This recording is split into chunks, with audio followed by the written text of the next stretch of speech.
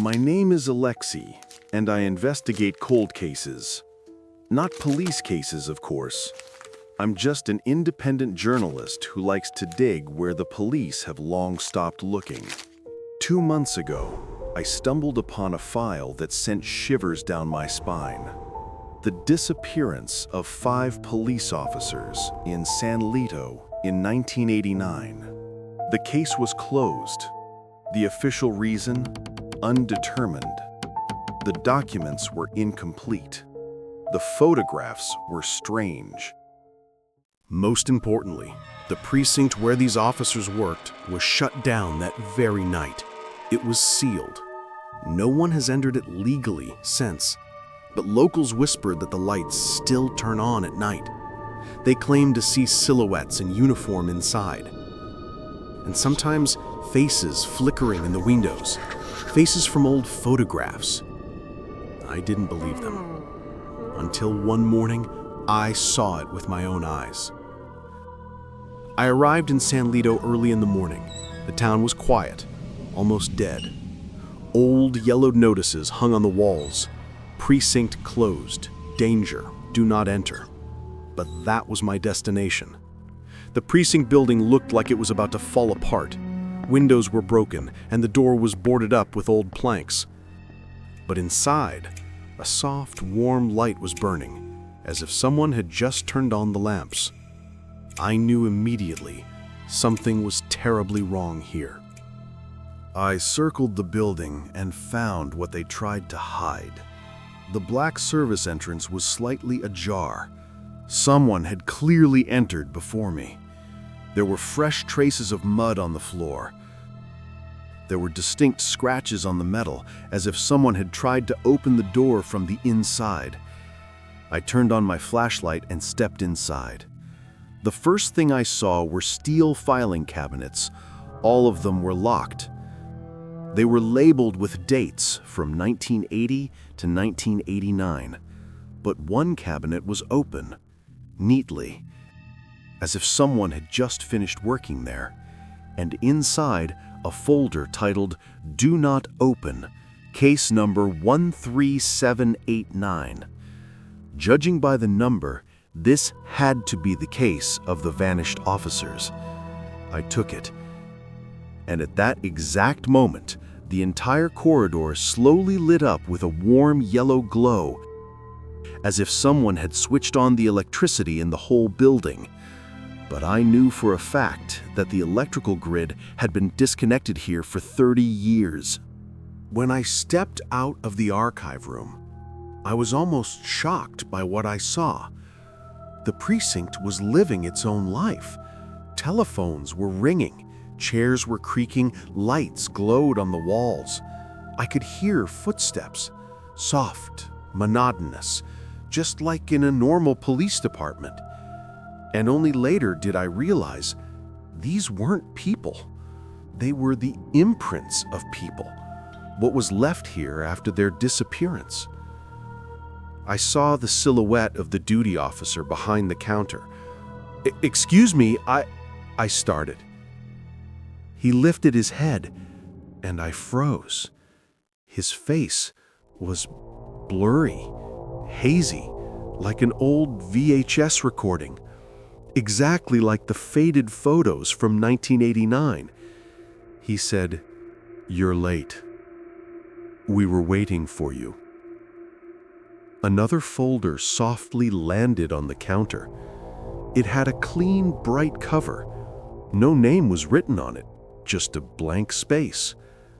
"Sign it," he said.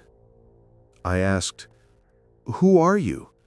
And he replied, "We are the officers of San Lito." I tried to leave, but the corridor seemed to stretch. Doors vanished. Shadows moved against the light. I entered the captain's office. Inside, an officer sat in uniform, looking like he'd just finished his shift.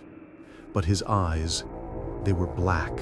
Not dark, but pitch black, like coal, absolutely without pupils. Another folder lay on the desk in front of him. He said, Do you want to know what happened to us in 1989? I nodded. He pushed the folder toward me. Open it. I opened it. Inside, nothing. Blank pages. The captain whispered, "Because we never finished the case." He looked up at me, and it got rewritten. I backed away. The pages began to fill themselves. Ink bled down the paper like blood. I saw the names of the 5 officers who vanished in 1989, but then a 6th line appeared. Right beneath them, I saw my own name and an empty column for date of death. "You couldn't have known my name," I said. The captain smiled. "We know everything here." I started to retreat slowly, but the captain whispered, "The most important thing, don't open the folder you brought with you." And then I felt my hand involuntarily reaching for my backpack. The folder I found in the archive suddenly felt heavier, as if something was moving inside it. I asked, "What happens if I open it?" He said, "Then you'll know who we are looking for today." I gripped my backpack and ran for the exit. The building started to warp.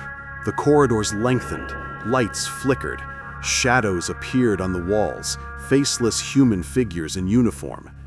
They were following me, not quickly, not humanly, slowly, uniformly, perfectly synchronized, as if marching in formation. Their voices whispered, "Open it. Open it. Open the folder." I couldn't stop. I burst into the interrogation room. The glass was intact for the first time. And in the reflection I saw, not myself, but me, older, gaunt, as if I had spent decades in this place. He stared right at me and mouthed silently, "You've been here before." I fell. The folder tumbled out of my backpack.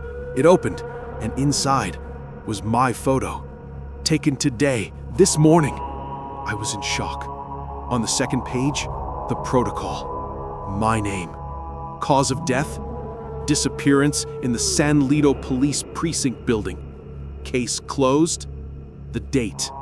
Today's date. The time?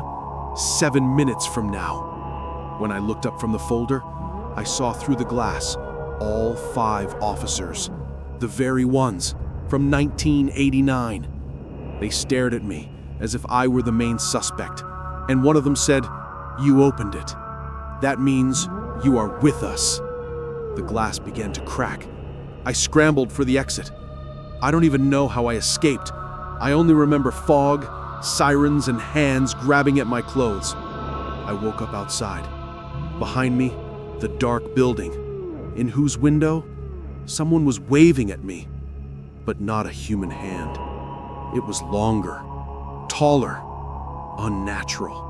I ran away, and now I beg you, if you find a folder with my name or with yours, never, never open it. Because these aren't just documents, these are new dossiers, and each one is waiting for its owner.